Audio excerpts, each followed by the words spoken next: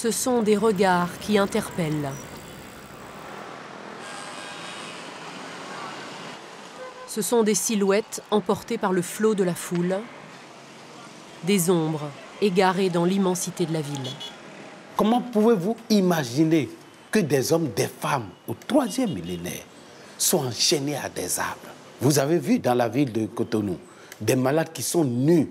Nus. Ils n'ont pas choisi à être nus. Ils n'ont pas choisi. C'est la maladie. Comment pouvez-vous comprendre que des hommes, parce qu'ils sont malades, soient abandonnés, ignorés de tout le monde? Donc, pour moi, la première objectif, c'est la dignité de l'homme. Vous vous promenez dans les rues d'Afrique, vous allez les voir partout, mais tout le monde passe à côté, sans les voir. Moi aussi, c'était pareil. Je passais à côté d'eux sans les voir. Il y a 20 ans, Grégoire Aogbonon a fait de l'exclusion des malades mentaux le combat de sa vie. Sans cesse sur les routes, il a tissé un peu partout et jusque dans les villages les plus reculés du Bénin et de la Côte d'Ivoire, des liens solides avec des informateurs. Mais libérer les malades mentaux enchaînés est à chaque fois une opération délicate et à chaque fois, Grégoire ignore tout de celui qu'il va rencontrer. J'ai une information qu'il y aurait un malade qui est enchaîné ici, alors je viens pour voir. Je viens pour voir si c'est réel. Quelques mots échangés avec des villageois et soudain, tous les regards se tournent vers cette maison.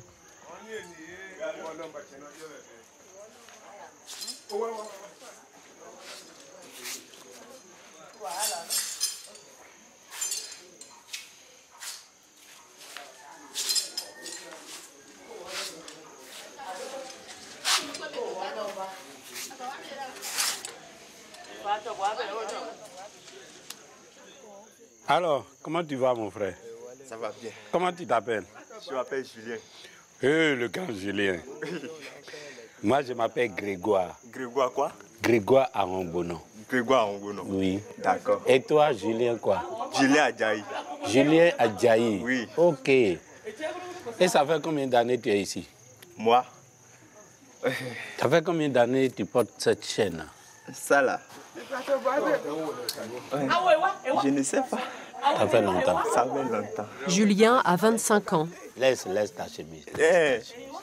Alors moi, je suis venu pour te chercher. Vous me cherchez? Tu es content? Oui, je suis content. Tu es content? Oui. Où sont tes parents? Les parents? Papa? Mon papa, il est déjà décédé. Et ta maman? C'est ma maman ici. Grégoire doit maintenant expliquer à Julien pourquoi il est là. Tu sais que tu seras mon ami sincère principal. Ami sincère principal? Oui. Qu'est-ce que vous appelez ami sincère principal? Oui, parce que je vais m'occuper de toi, tu vas t'occuper de moi. Ah, d'accord. D'accord? Oui. Voilà. On va essayer de vous aider. Oui. Notre manière de vous aider, on va le prendre. On a un centre qui est à Djougou. Oui. Donc on va l'envoyer à Djougou. Notre désir, c'est de vous aider. Merci. Quel que soit ce que nous allons faire, on ne peut jamais remplacer la famille. Alors, assois-toi. Julien, viens. La famille demeure la famille. Hein? Oui. On ne vous demande pas d'argent aujourd'hui. On ne vous demande pas l'argent aujourd'hui, mais aussi notre souhait, chaque fois que vous pouvez, il faudrait que vous cherchiez à aider aussi le centre. Hein? Il faudrait que vous cherchiez à aider le centre. Et ce que je vous demande, il faut qu'il y ait des visites, des gens pour aller lui rendre visite. Il ne faudrait pas qu'il se sente abandonné. Il demeure votre enfant. Voilà des années que sa famille a enchaîné Julien. Ça fait au moins après 11 ans comme ça. Ça finit et il poursuit l'étude, ça revient. Mais il va aller... Il a étudié jusqu'en quelle classe? Terminale, il va aller en bac maintenant, la maladie s'est revenue. Il a été déjà en bac une fois? C'est pour la première fois et la maladie s'est revenue.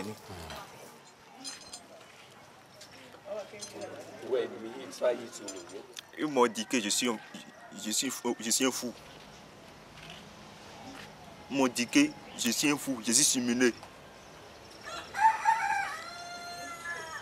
Le grand frère, lui qui est derrière là, c'est lui qui m'a enchaîné. C'est moi-même qui lui a donné le pied et il m'a enchaîné. T'en fais pas. Hein? Calme-toi. Tu vas partir avec moi. Hein? Arrivé là-bas, on va couper ça.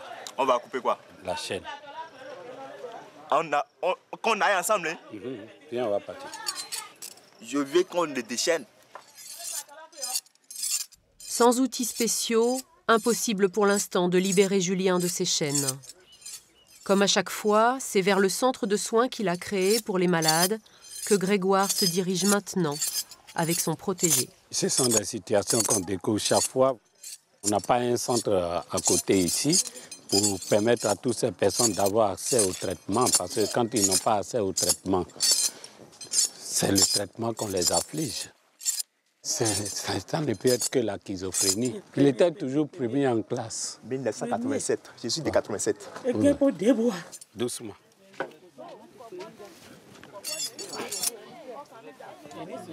Le frère de Julien part avec lui. Le jeune homme commence à peine à réaliser ce qui se passe. Ne t'en fais pas, tu vas voir ta vie, tu vas retrouver ta vie, tu as compris? En tout cas, tu es content? La vie est un choix, si je le retrouve, tant mieux. Si je ne le retrouve pas aussi, tant mieux. Je suis réparateur de pneus, je ne connais rien, je suis nul en tout. À 63 ans, Grégoire se souvient qu'il est parti de rien. Sa foi est le seul moteur de sa vie. Une foi inébranlable, une patience et une énergie hors du commun qui ont peu à peu levé le voile sur les tabous et révélé les drames vécus par les malades mentaux. Dans les villages, les écoles, les médias, Grégoire est sur tous les fronts. À ce jour, 6 centres de traitement et 7 centres d'insertion ont vu le jour. L'association de Grégoire, la Sainte Camille, a secouru plus de 10 000 malades au Bénin, mais aussi en Côte d'Ivoire et au Burkina Faso voisin. Quand j'entends que quelqu'un est enchaîné, c'est moi qui est enchaîné et je dois tout faire pour arracher cette chaîne.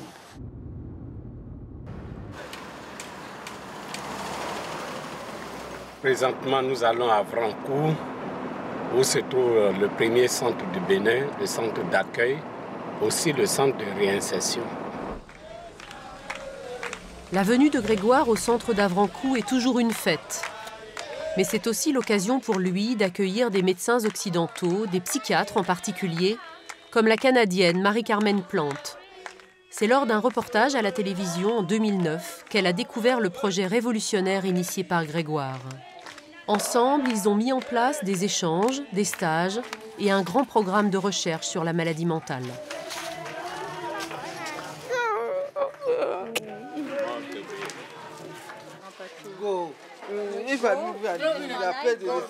Le travail de Grégoire est absolument magnifique. Pour quelqu'un qui n'avait aucune connaissance en santé mentale, il a compris qu'il fallait l'accueil. Nous avons oublié l'accueil du patient. Nous avons oublié le respect du patient.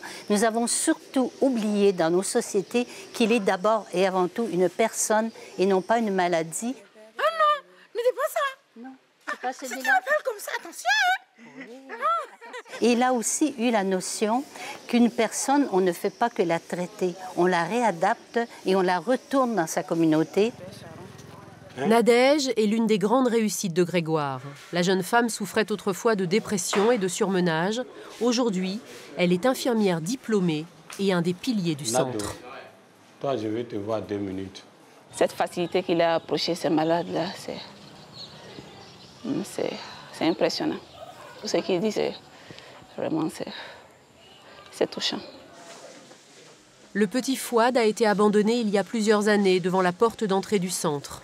Il est le plus jeune des patients. Bon, il était venu dans un état pitoyable, très pire. Mais jusqu'à présent, il ne s'est pas encore totalement retrouvé. C'est un enfant qui ne peut pas nous conduire chez lui. Les autres malades qu'on prend dans la rue, quand ils se retrouvent, ils arrivent à nous conduire chez eux. Mais lui, il est devenu tout petit, donc c'est difficile de connaître sa famille. Voilà. Le Bénin, vous savez, le Bénin est assez grand, hein, mais on a combien de centres? Seulement que 3 centres, avec 2 centres d'accueil, de réinsertion. Ça ne suffit pas.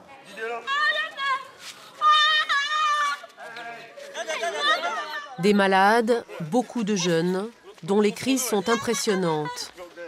et des familles de plus en plus nombreuses à s'adresser au centre lorsqu'elles ne peuvent plus prendre en charge leurs proches. Malgré leur bonne volonté, les personnels soignants et les bénévoles sont souvent bien démunis et les moyens dérisoires pour apaiser et traiter les malades.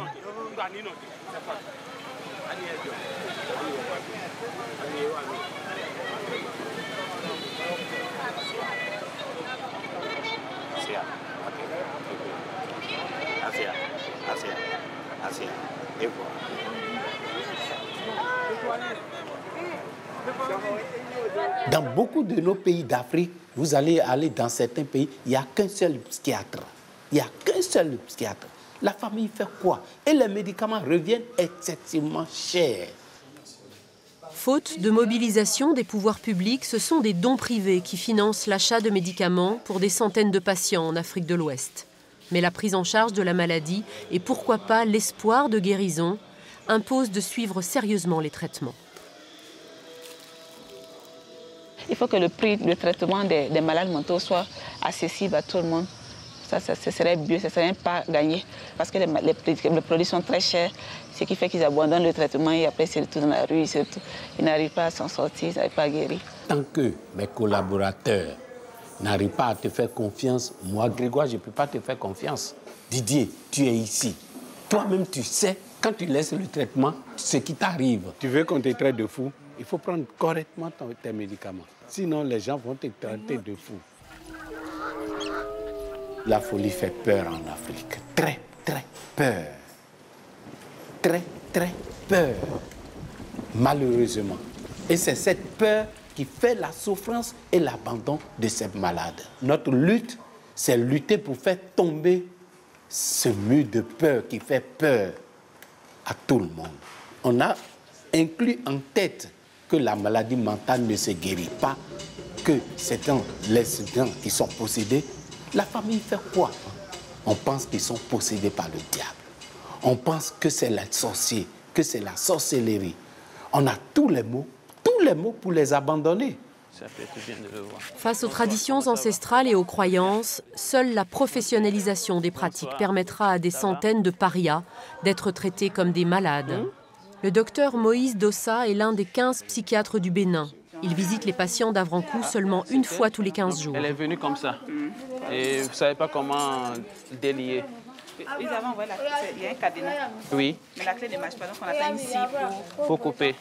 Cette femme qui vient d'arriver est encore enchaînée. Elle va très mal. Sa famille la croit habitée par le démon.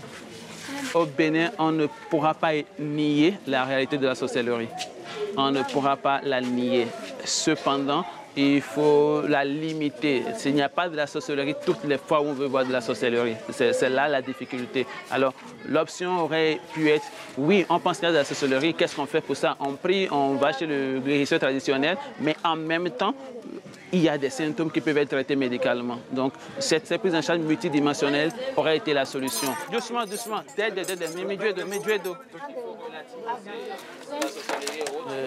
Tout au moins, je crois qu'il faut faire une sérologie HIV, faire une NFS et on va voir ces résultats-là et demander si besoin un avis d'hémato. Quand je vais dans une famille, je vois un malade enchaîné, je dis toujours que ce n'est pas la faute de la famille. Mais ce qui nous révolte, c'est les sectes. Ceux qui voient, ceux qui utilisent le nom de Dieu pour enchaîner les malades, pour les bâillonner, les priver d'eau et de nourriture. Sous prétexte qu'ils sont possédés, il faut faire souffrir le corps pour que les démons sortent. C'est ça qui est notre lutte principale. Comment venir en aide à ces milliers de malades qui vivent enchaînés? Comment savoir ce qu'ils ont réellement vécu des années durant, les fers aux pieds? Et comment libérer leurs familles du pouvoir des sorciers et des charlatans? Le chantier est immense pour Grégoire, à la mesure du miracle de chaque retour à la liberté. Après des heures de route, la voiture qui transporte Julien arrive enfin au centre de Djougou. Son frère explique pour la première fois que si Julien a été enchaîné, c'est parce que les sorciers n'ont pu le guérir. Et on a fouillé chez les guérisseurs traditionnels, chez les charlatans, chez les célestes, un peu partout. Si ça va, ça revient. Cette fois, les outils sont bien là, mais l'opération est délicate. Un geste de travers et la jambe peut être brisée.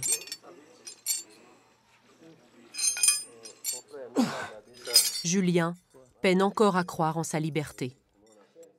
Je vous ai vu avec vos collègues. Bon, ça m'a déjà émerveillé que bon, peut-être ça ira. Peut-être ça ira. Quelques gestes simples et pourtant extraordinaires pour Julien. Revenir à la vie debout, en retrouvant tous ses sens. Sa pudeur et sa dignité aussi. Pas encore de mots pour dire, juste se laisser faire comme un enfant et se laisser guider vers la liberté. Bonjour, bien-aimé. Bonjour. Comment ça va? Ça va bien. Et la famille? Ça va. Tout le monde va bien? Oui. Sois la bienvenue. J'ai commencé par comprendre que c'était des hommes, des femmes, des enfants qui cherchaient aussi à être aimés. Seulement aimés. Et le boulot? Ça marche. Vous allez commencer quand? Tout à l'heure. C'est Raymond, le chef de la boulangerie. C'est par lui et à cause de lui qu'on a commencé la boulangerie. Tout simplement parce que je suis venu un jour dans le centre et je l'ai vu. Je lui ai dit, quel travail tu faisais avant? Il m'a dit, j'étais boulanger. Il dit, bon, mais si tu es un boulanger, nous allons construire une boulangerie. C'est ainsi que les choses se sont faites au centre de réinsertion, petit à petit et grâce aux malades eux-mêmes. La 5 a m'a fait déchaîner. Ils ont enlevé les chaînes. Et j'étais libre. Un boulanger qui retrouve son pétrin après des années de chaînes, et puis aussi des apprenties couturières dont les tourments se sont apaisés. Ici, tous les anciens malades apprennent un métier pour se réinsérer dans la société. La fabrication et la vente de tissus en coton, première ressource du Bénin, servent à financer le centre.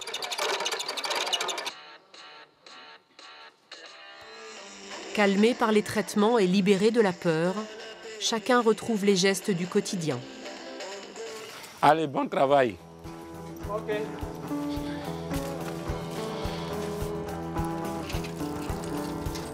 Grégoire a repris la route. On lui a parlé d'un homme qu'il faut libérer de ses chaînes à 1500 km de là, au Burkina Faso. L'histoire paraît incroyable. On ne sait même plus depuis combien d'années, plus de 10 ans, dit le monsieur qu'il est bloqué dans le bois. Donc il n'attend que sa mort. Donc vous comprenez, pour moi, quel que soit le nombre de kilomètres à parcourir, le plus important pour moi, c'est d'aller les libérer.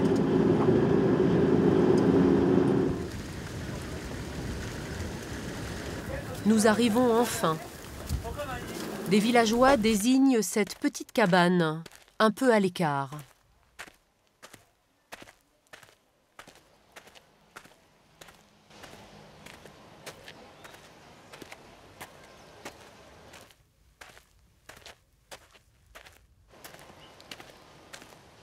Le grand, comment tu vas? Ibé, je suis venu pour te prendre. Tu vas partir avec moi. Je vais t'enlever le bois. Et puis on va te soigner. Tu as compris? Oui. Tu étais où en Côte d'Ivoire? Tu étais dans quelle ville? Moi, je comprends pas. Et tombé mis Côte d'Ivoire là. La situation de cet homme est à peine croyable. Il est là, attaché à ce tronc d'arbre de 200 kilos, la jambe prise dans le bois. Il est là depuis 10 ans. Il s'appelle Issa. Cette fois encore, impossible de le libérer sur place, faute d'outils adaptés. Il va falloir le transporter avec le tronc et passer la frontière ainsi. Plusieurs hommes sont réquisitionnés pour monter Issa dans le camion. Soulevez là.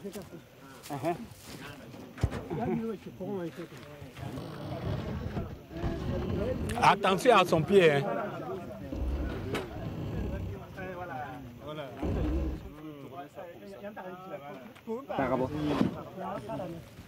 Fais voir, attends voir. Il était très agité et violent. Avec la famille, on a décidé de le mettre dans le bois. Je suis heureuse, tellement heureuse que vous l'emmeniez avec vous. Je vous remercie du fond du cœur d'avoir fait ce voyage pour lui. Une fois encore, Grégoire explique à ses proches que tout ira bien pour eux et pour Issa.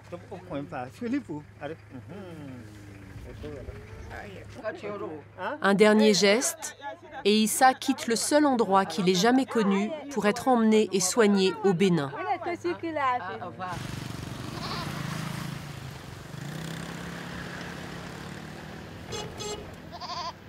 Mais l'équipé n'est pas au bout de ses peines. À 150 km du centre de Djougou, la voiture tombe en panne.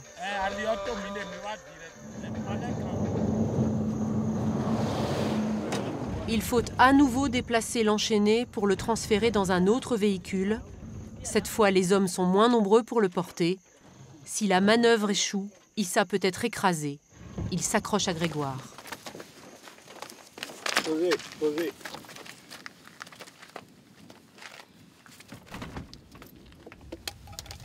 On décide de tenter de le libérer, là, sur la route, avec les moyens du bord.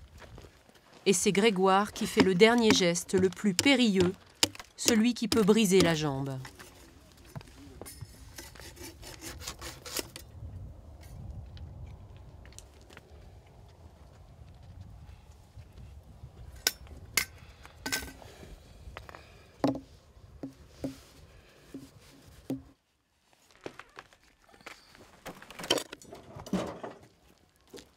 Pour la première fois depuis 10 ans, Issa est debout.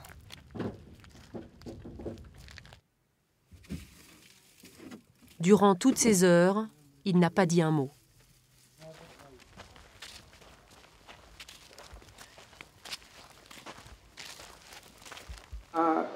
Je suis heureux d'être là avec vous. J'ai beaucoup souffert, mais c'était la décision de la communauté.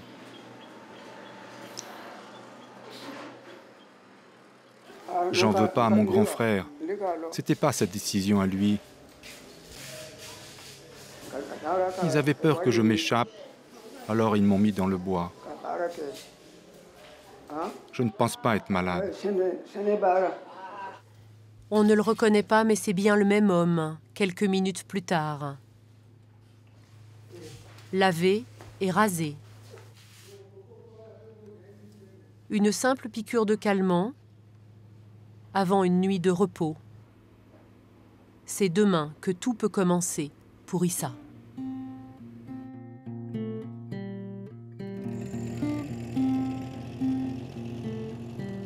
Trois mois ont passé.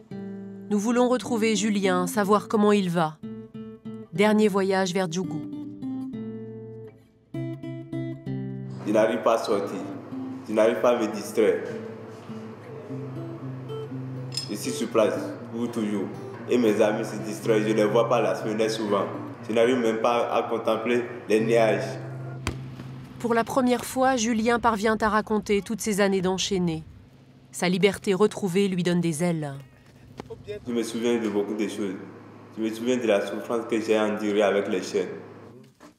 Julien est encore fragile, mais les résultats de son traitement sont encourageants. Julien Adjaï. J'aime les sciences de la vie et de la terre. C'est pour mieux appréhender ce qui se passe entre l'univers. Étudier la science de la vie et de la terre, pour étudier les animaux, la respiration, et j'en passe. Maintenant, je suis sans les chaînes, ça me fait de la merveille. Cette équipe-là est bien peu ordinaire. D'anciens enchaînés qui posent en champion et un garçon que l'on disait fou et qui n'a maintenant qu'un objectif, passer son baccalauréat.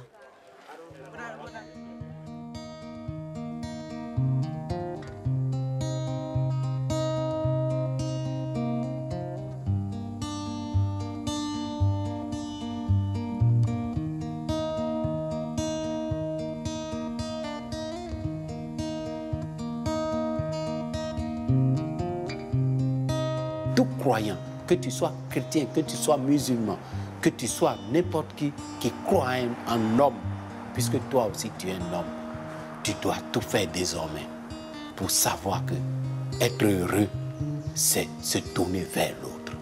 Le vrai bonheur, c'est lorsque vous arrivez à vous tourner vers l'autre. Là, vous trouvez le sens du bonheur.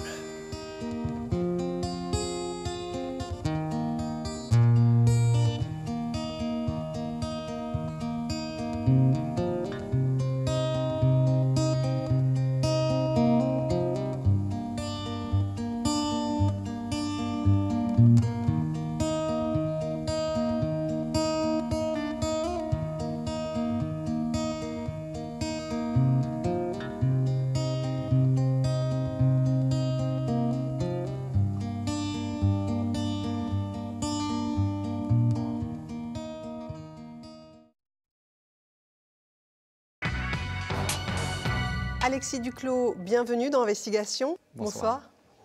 Alors, vous êtes le réalisateur des Enchaînés, le premier documentaire que nous avons vu en début d'émission sur la condition des malades mentaux en Afrique de l'Ouest. Vous avez parcouru le Bénin, le Burkina Faso à la rencontre. Vous êtes allé à la rencontre de ces malades. Pourquoi ce sujet?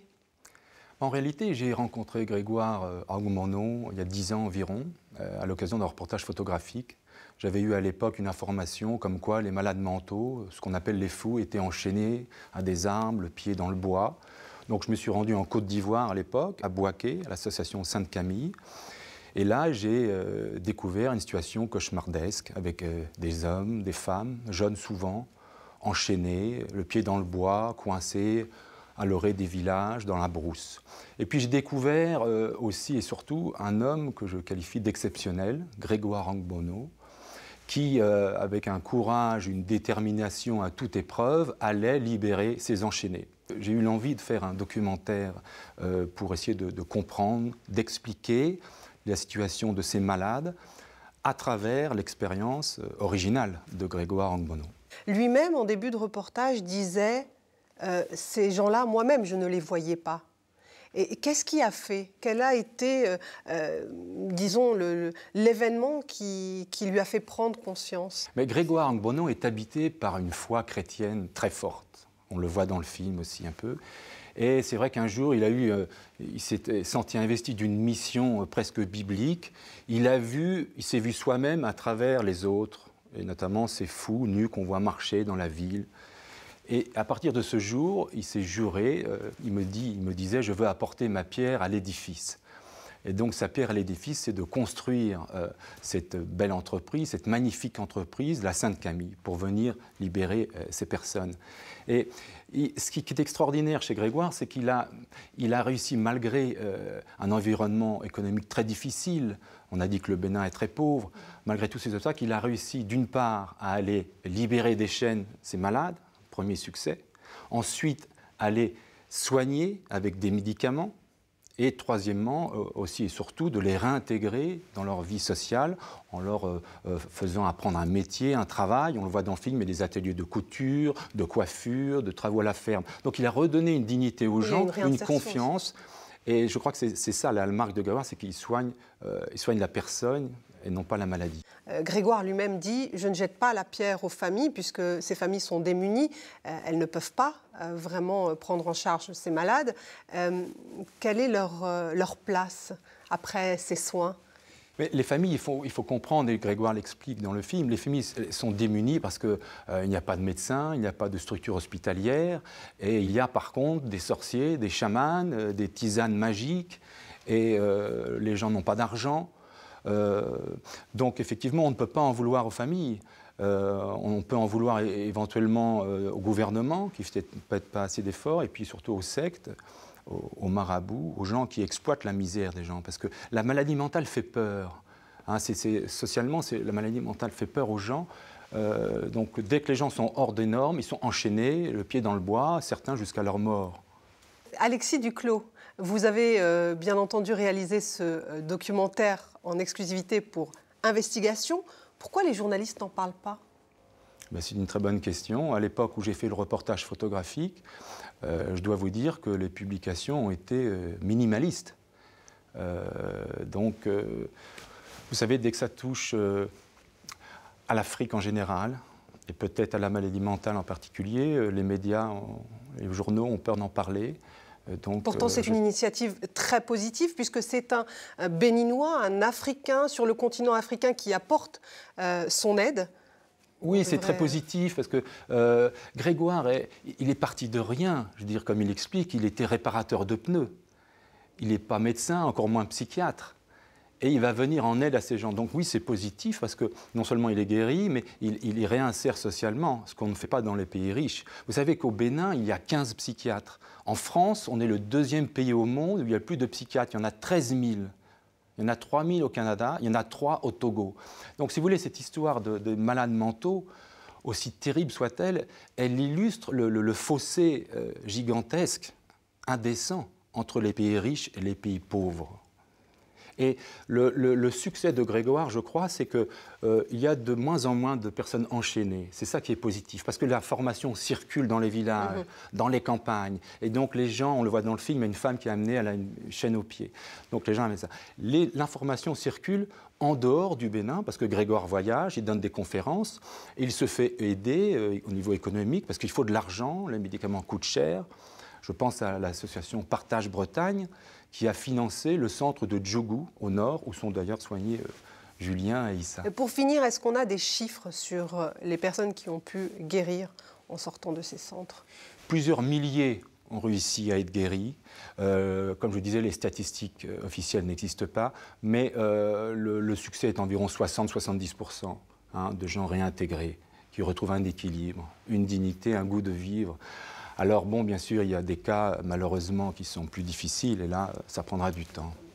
Alexis Duclos, merci infiniment d'avoir accepté notre invitation d'Investigation. Merci infiniment de nous avoir suivis.